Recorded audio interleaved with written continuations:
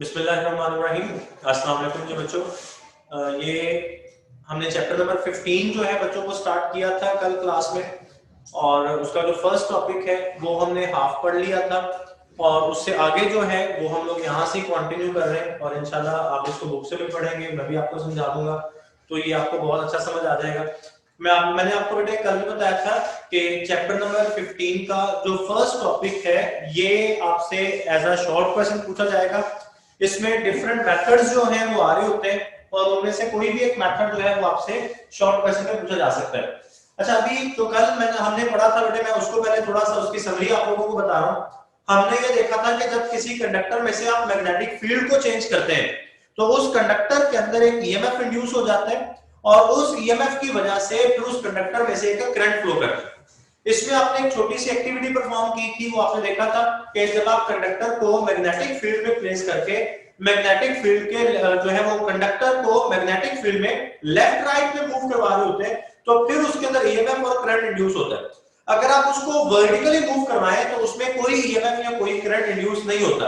इसकी रीजन भी मैंने आप लोगों को बताई थी कि जब आप उसको राइट लेफ्ट में मूव करवा रहे होते हैं तो तब उसमें से मैग्नेटिक फील्ड लाइंस चेंज हो रही होती है, और जब उसमें से मैग्नेटिक फील्ड लाइंस चेंज होती है तो उसमें मैग्नेटिक फ्लक्स जो है वो चेंज होता है।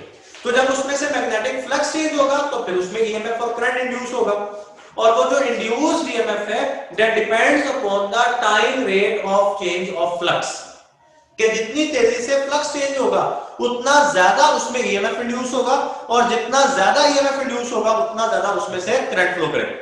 अच्छा जी, उसके बाद जब हमने ये चीज अंडरस्टैंड कर ली थी तो इसके बाद मैंने आपको कि 5-6 डिफरेंट फार्मूलाज लिखवाए थे, और उन फार्मूलाज में आपको बताया था कि आप किसी कंडक्टर में से किस किस तरह से जो फ्लक्स है वो चेंज कर सकते हैं।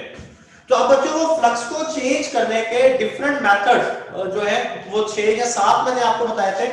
तो हमारी बुक में 7 के 7 मेथड्स तो नहीं लिखे हुए, लेकिन जो लिखे हुए हैं वो हम लोग देख लेते हैं।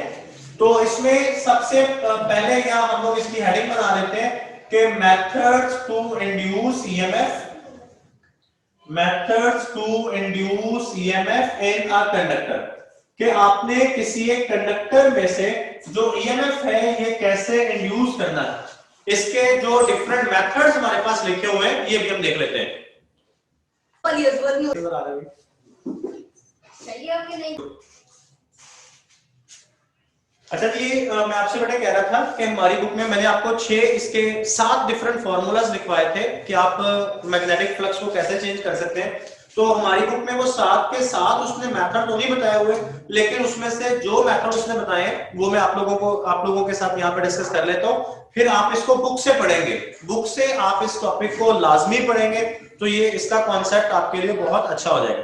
अब इसमें ना सबसे पहला जो फर्स्ट मेथड है उसमें वो कहता है कि आपके पास जिस तरह से कोई एक कॉइल है, आपके पास कोई एक इस तरह से कॉइल है, और इस कॉइल के साथ आपने एक सेंसिटिव गैल्वानोमीटर अटैच कर दिया। ये लास्ट टाइम भी हमारी क्लास में बात हुई थी कि सेंसिटिव गैल्वानोमीटर का मतलब एक ऐसा गैल्वानोमीटर है कि इसमें से अगर थोड़ा सा मामूली सा भी करंट पास करेगा तो ये उसको डिटेक्ट करके हमें डिफ्लेक्शन शो करेगा। तो एक ऐसा गैल्वानोमीटर जो कम से कम थोड़े से थोड़े करंट के साथ भी डिफ्लेक्शन शो कर सकता है, that is known as sensitive galvanometer. अभी इस कॉइल के नजदीक यहां पे हम लोग कोई एक बार मैग्नेट प्लेस कर देते हैं। तो ये आपको पता है कि एक मैग्नेट का नॉर्थ पोल है और दूसरा मैग्नेट का साउथ पोल है। अभी ये जो इस मैग्नेट का नॉर्थ पोल है, आप सारे लोग जानते हैं कि इसके नॉर्थ पोल से मैग्नेटिक फील्ड लाइंस बाहर निकल रही होगी। अभी ये जो मैग्नेट है ये कॉइल से फिक्स डिस्टेंस में बढ़ा हुआ है, तो इसमें से जब ये फिक्स डिस्टेंस में बढ़ा हुआ है तो कॉइल में से जो मैग्नेटिक फील्ड लाइंस पास कर रही है वो फिक्स है, कांस्टेंट है। तो इसका मतलब कि अभी कॉइल में से मैग्नेटिक फ्लक्स चेंज नहीं हो रहा। तो जब कॉइल में से मैग्नेटिक फ्लक्स चेंज नहीं हो रहा तो इसमें कोई करंट इंड्यूस नहीं हो रहा, गैल्वानोमीटर की रीडिंग जो होगी वो 0 पे होगी। लेकिन अभी अगर आप क्या करते हैं, अभी अगर आप इस नॉर्थ पोल को कॉइल की तरफ लेकर जाना शुरू कर दें तो आप देखेंगे कि जैसे जैसे ये कॉइल ये मैग्नेट कॉइल के करीब आता जाएगा, डिस्टेंस कम होता जाएगा, तो मैग्नेट की ज्यादा से ज्यादा फील्ड लाइन इसमें से गुजर रही होगी। तो मतलब कॉइल में से पास करने वाला मैग्नेटिक फ्लक्स इंक्रीज कर रहा है। अब जब बच्चों ये मैग्नेटिक फ्लक्स इंक्रीज कर रहा होगा तो मतलब इसमें से फ्लक्स चेंज हो रहा है, तो गैल्वानोमीटर की निडल हमें डिफ्लेक्शन शो करेगा। फिर अभी अगर आप इस जो मैग्नेट है इसको आप कॉइल के अंदर इस तरह इंसर्ट करके रख दें, लेकिन इसको आप स्टैटिक कर दें, स्टेशनरी कर दें, तो अभी आप देखेंगे कि इसमें से मैक्सिमम फ्लक्स पास करना होगा, बट निडल आपको डिफ्लेक्शन नहीं देगी। निडल आपको इसलिए डिफ्लेक्शन नहीं देगी कि करंट नहीं इंड्यूस हो रहा। करंट क्यों इंड्यूस नहीं हो रहा कि इस कॉइल के अंदर आपने मैग्नेट को स्टैटिक कर दिए, तो कॉइल में से मैक्सिमम फ्लक्स पास कर रहा है बट वो चेंज नहीं हो रहा। तो जब फ्लक्स चेंज ही नहीं हो रहा तो ईएमएफ इंड्यूस नहीं हो रहा।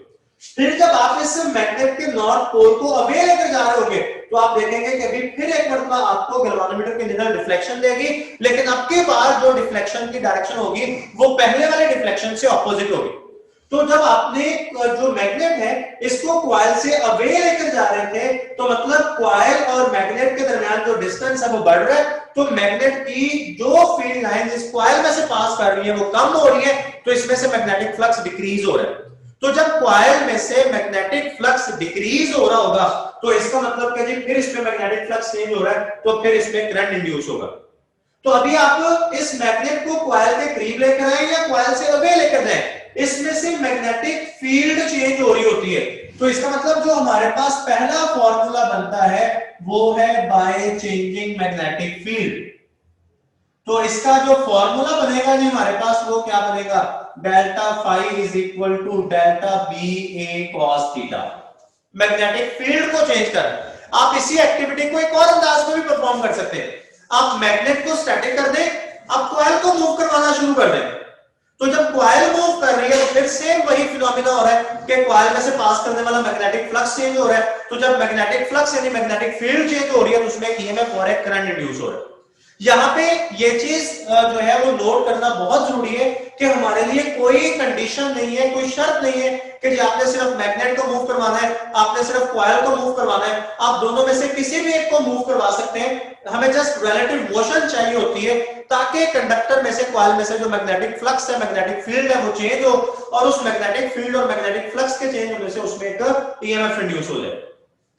अच्छा, उसके बाद हमारे पास जो है आप एक और चीज भी नोट कर लेंगे कि अगर आप इस मैग्नेट को या कॉइल को जितनी ज्यादा स्पीड के साथ मूव करवाएंगे जो डिफ्लेक्शन है वो उतनी ज्यादा हो जाएगी, मतलब इंड्यूस्ड ईएमएफ और इंड्यूस्ड करंट हमारे पास उतना ही ज्यादा होगा।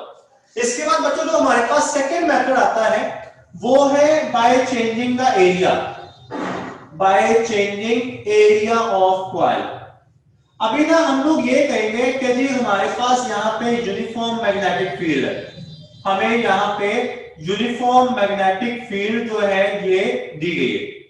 अब यूनिफॉर्म मैग्नेटिक फील्ड का मतलब है कि ना तो मैग्नेटिक फील्ड की डायरेक्शन चेंज होगी और ना मैग्नेटिक फील्ड का मैग्नीट्यूड चेंज होगा, और ये जो मैग्नेटिक फील्ड है इसकी डायरेक्शन इनवर्ड क्रॉस के साथ में रिप्रेजेंट कर। और अभी यहाँ पे कॉइल प्लेस की गई है इस तरह से, यहां पे एक कॉइल प्लेस की गई है, इसके साथ यहां पे ये गैल्वानोमीटर लगाया गया है।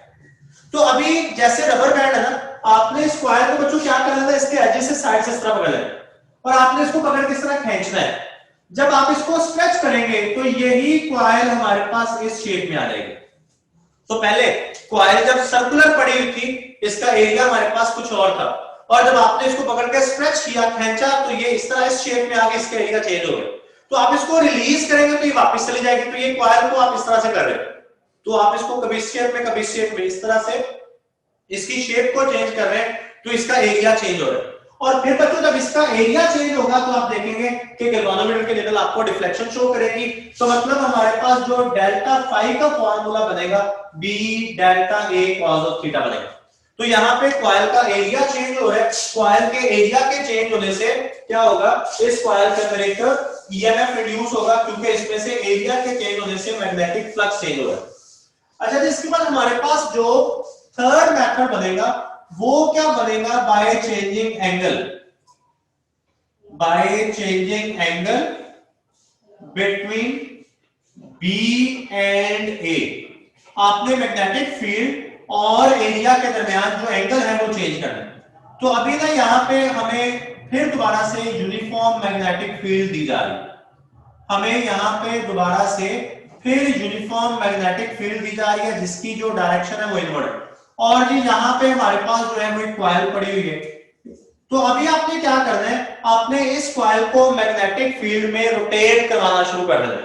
आपने इस कॉइल को मैग्नेटिक फील्ड में रोटेट करवाना शुरू कर देना। जैसे ये देखें, ये मेरे पास बुक है फिजिक्स की, इसको फर्ज कर लें कि ये कॉइल है, सामने से मैग्नेटिक फील्ड लाइन आ गई, तो मैं अभी इसको इस तरह से रोटेट करवा रहा हूं। तो ये कॉइल जब मैग्नेटिक फील्ड में रोटेट कर रही है तो मैग्नेटिक फील्ड लाइंस का इस कॉइल के साथ, इसके प्लेन के साथ बनने वाला एंगल चेंज हो रहा है। यहां पे फील्ड लाइंस परपेंडिकुलर आ रही है, जब चलेगी कॉइल इधर आ गई तो अभी फील्ड लाइंस परपेंडिकुलर नहीं रही, इधर आ गई तो फील्ड लाइंस पैरेलल आ गई।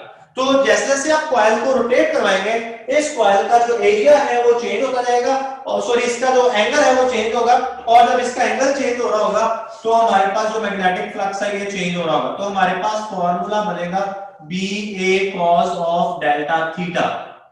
तो एंगल के चेंज होने से फील्ड लाइंस चेंज होगी, फील्ड लाइंस चेंज होगी तो हमारे पास जो फ्लक्स है वो चेंज होगा, फ्लक्स चेंज होगा तो हम कहेंगे कि जिसमें क्या हो रहा है, EMF इंड्यूस हो रहा है।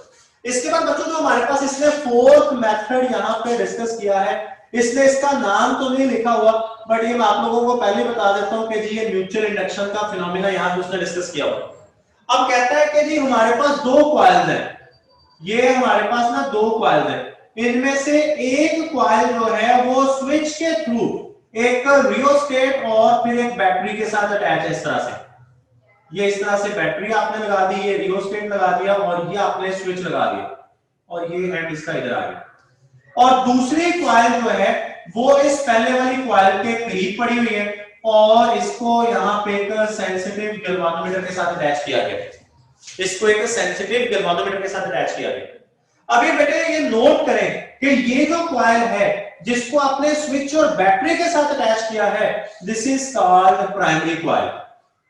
और ये वाली जो कॉइल है जिसे आपने गैल्वानोमीटर के साथ अटैच किया हुआ, जिसमें कोई सोर्स नहीं लगा हुआ, जिसमें कोई सेल नहीं लगा हुआ, कोई बैटरी नहीं लगी, बल्कि इस कॉइल के अंदर हमें EMF इंड्यूस करना है, and this coil is called secondary coil. इस कॉइल को हम लोग नाम देंगे सेकेंडरी कॉइल। अभी ये कॉइल्स की ना दो प्रॉपर्टीज होती है, हम लोग कहते हैं कि ये दोनों कॉइल्स इलेक्ट्रिकली आइसोलेटेड होती है। इलेक्ट्रिकली आइसोलेटेड होने का मतलब ये है कि दोनों कॉइल्स के दरमियान कोई इलेक्ट्रिकल कनेक्शन नहीं है। एक कॉइल का जो करंट है वो जस्ट उसी में से पास करेगा, वो दूसरी कॉइल में से पास नहीं करेगा। और दूसरी जो प्रॉपर्टी है वो है कि ये दोनों कॉइल्स हमारे पास क्या होती है, मैग्नेटिकली कपल्ड होती है। ये दोनों कॉइल्स हमारे पास क्या होती है, मैग्नेटिकली कपल्ड। अब मैग्नेटिकली कपल्ड का मतलब ये है कि एक कॉइल की जो मैग्नेटिक फील्ड है वो दूसरी कॉइल में से पास करेगी। तो ये प्राइमरी कॉइल देखिए जिसमें से आप लोग करंट पास करवाएंगे, इसकी मैग्नेटिक फील्ड बनेगी, और इसकी मैग्नेटिक फील्ड जब सेकेंडरी कॉइल में से पास करेगी तो उसमें EMF इंड्यूस करेगी। अब जैसे ही आप लोग स्विच को ऑन करेंगे, पहले आपने स्विच को ऑफ रखा हुआ है, अब पहले बच्चों जब स्विच ऑफ है ना तो यहां पे गैल्वानोमीटर की निडल जीरो डिफ्लेक्शन दे रही है, मतलब कोई करंट इंड्यूस नहीं हो रहा। अब जैसे ही करंट को स्विच को ऑन करेंगे तो निडल आपको डिफ्लेक्शन देगी और फिर फौरी तौर पर वापस जीरो पे आ जाएगी। अब ऐसा क्यों होता है, डिफ्लेक्शन आने का मतलब है करंट आया, करंट इंड्यूस हुआ, तो इस कॉइल का करंट जस्ट इसी में से पास कर रहा है, वो इस कॉइल तक नहीं आ रहा, तो इस कॉइल में अपना करंट इंड्यूस होता है क्योंकि इसमें इलेक्ट्रोमैग्नेटिक इंडक्शन का फिनोमेना हुआ। अब बच्चों पहले जब स्विच ऑफ था तो करंट जीरो था, जैसे आपने स्विच को ऑन किया तो करंट जो है वो क्या करता है, वो जीरो से इंक्रीज करता है, और जब करंट जीरो से इंक्रीज कर रहा होता है तो यही इंक्रीजिंग करंट इस कॉइल में से पास कर रहा होता है। तो इस कॉइल के गिर्द B is equal to mu naught NI, इस फॉर्मूला के मुताबिक इस कॉइल के गिर्द एक मैग्नेटिक फील्ड प्रोड्यूस होती है। अब इस जब चूंकि करंट चेंज हो रहा है, करंट इंक्रीज कर रहा है तो मैग्नेटिक फील्ड भी इंक्रीजिंग है। ये इंक्रीजिंग मैग्नेटिक फील्ड जब इस कॉइल में से पास करती है तो इस कॉइल में EMF इंड्यूस होता है, क्यों, क्योंकि इसमें से मैग्नेटिक फ्लक्स चेंज होता है, और फिर फौरी तौर पर जो करंट है वो अपनी कांस्टेंट वैल्यू पे आता है, कांस्टेंट हो जाता है। अब जब बच्चों करंट कांस्टेंट हो जाएगा तो इस कॉइल की मैग्नेटिक फील्ड भी कांस्टेंट हो जाएगी। फिर जैसे इस कॉइल की मैग्नेटिक फील्ड कांस्टेंट होगी तो यही मैग्नेटिक फील्ड जो कि इस कॉइल में से पास कर रही है तो इसमें से मैग्नेटिक फ्लक्स कांस्टेंट हो जाएगा। तो जब इसमें से मैग्नेटिक फ्लक्स कांस्टेंट हो गया, मैग्नेटिक फ्लक्स चेंज नहीं कर रहा, तो फिर इसमें EMF इंड्यूस नहीं होगा, तो निडल वापस जीरो पे आ जाएगी। अच्छा, जब करंट कांस्टेंट हो गया तो आप ये रियोस्टेट के स्लाइडर को मूव करवाना शुरू कर दें। आप जब ये रियोस्टेट के स्लाइडर को मूव करवाते हैं, तो इस कॉइल की रेजिस्टेंस चेंज होना शुरू हो जाती है, जिसकी वजह से इस कॉइल में से पास करने वाला करंट चेंज होना शुरू हो जाएगा। तो जैसे जैसे इस कॉइल में से पास करने वाला करंट चेंज हो रहा है, इस कॉइल की मैग्नेटिक फील्ड चेंज हो रही है, और यही मैग्नेटिक फील्ड जो कि इस कॉइल में से पास कर रही होती है, तो इसमें से मैग्नेटिक फ्लक्स चेंज होता है और फिर इसमें से एक ईएमएफ इंड्यूस हो जाएगा। अच्छा, फिर आप जैसे स्विच को दोबारा ऑफ करेंगे तो करंट अपनी मैक्सिमम वैल्यू से दोबारा जीरो की तरफ आएगा। तो जब करंट डिक्रीज कर रहा होता है, जब करंट डिक्रीज कर रहा होता है, तो बच्चों फिर इस कॉइल में से पास होने वाला करंट चेंज हो रहा है, तो इस कॉइल की मैग्नेटिक फील्ड डिक्रीज कर रही है, तो ये डिक्रीजिंग मैग्नेटिक फील्ड जब इसमें से पास करेगी तो इसमें से फ्लक्स फिर दोबारा से चेंज होगा, और जब इसमें से फिर दोबारा फ्लक्स चेंज होगा तो इस कॉइल के अंदर एक ईएमएफ और फिर एक करंट इंड्यूस हो जाएगा। तो ये म्यूचुअल इंडक्शन का फिनोमेनन। अब बिल्कुल एंड पे उसने दो चार लाइनें लिखी है कि आप इलेक्ट्रोमैग्नेट भी यूज कर सकते हैं। आप एक इलेक्ट्रोमैग्नेट लें और उसमें से अल्टरनेटिंग करंट पास करवा दें। अल्टरनेटिंग करंट हमारे पास एक ऐसा करंट होता है जो बार-बार अपनी डायरेक्शन को चेंज कर रहा होता है। अल्टरनेटिंग करंट हमारे पास एक ऐसा करंट होगा जो बार-बार अपनी डायरेक्शन को चेंज कर रहा होता है। तो जब बच्चों आपने वो जो इलेक्ट्रोमैग्नेट है उसमें से वो अल्टरनेटिंग करंट पास करवाया, तो उस इलेक्ट्रोमैग्नेट की जो मैग्नेटिक फील्ड बनेगी वो भी अल्टरनेटिंग होगी। जैसे जैसे उसमें से पास होने वाला करंट चेंज हो रहा होगा, बिल्कुल वैसे वैसे उस मैग्नेट की, इलेक्ट्रोमैग्नेट की मैग्नेटिक फील्ड चेंज हो रही। तो अगर आपने उस इलेक्ट्रोमैग्नेट के करीब कोई कॉइल रखी हुई है तो उस कॉइल में से पास होने वाली मैग्नेटिक फील्ड लाइंस चेंज हो रही होगी, तो जब मैग्नेटिक फील्ड चेंज हो रही होगी तो मैग्नेटिक फ्लक्स चेंज हो रहा होगा, तो उस कॉइल के अंदर, करीब पड़ी हुई कॉइल के अंदर एक ईएमएफ और एक करंट जो वो इंड्यूस हो जाएगा।